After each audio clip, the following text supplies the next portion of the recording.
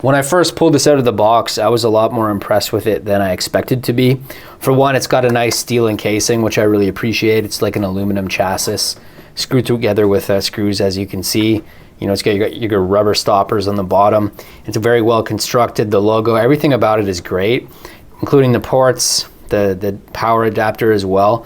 But there's two primary issues with this headphone splitter, this headphone amplifier. And the first one is that these knobs, it's like everything else was perfectly constructed, but then when they made these knobs, like the knobs are kind of finicky. Like they're not as good as what you would see like on a Scarlett 2i2 or a Focusrite audio interface.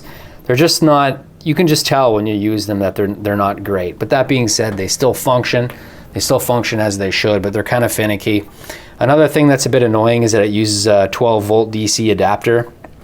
It would be great if it was just bus powered, but then I guess it would be difficult to function as a headphone amplifier. But I think it would be nicer if it was 9-volt, because then, you know, many of the other power adapters would work just fine with it.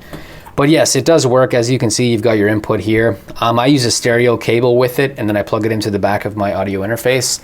That way I can have multiple pairs of headphones if I want. So as you can see, there's 4 ports for it. But yeah, there's also a bit of hissing, and that's the second problem. The second problem, or I guess maybe the third problem, I forget what number that is. But yeah, like once you get really high, it starts to get like distorted sounding. But you can get it high enough where it's good volume without causing the nasty distortion or the crackling or whatever you want to call it.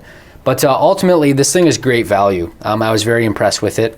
In the future, I'll probably get a much better version that doesn't have the noise and has much better knobs. But for now, this works perfect, and I think it's great value. By the way, I got a present for you. Go to producersociety.com/free mixing cheat sheet. That'll put you on my list. You get a free mixing cheat sheet, and I send all kinds of cool tips and stuff that I don't share anywhere else. You can also join my forum at forum.producersociety.com. For now, it's totally free to sign up, but in the future, I'll probably lock it down and then turn it into a full course platform.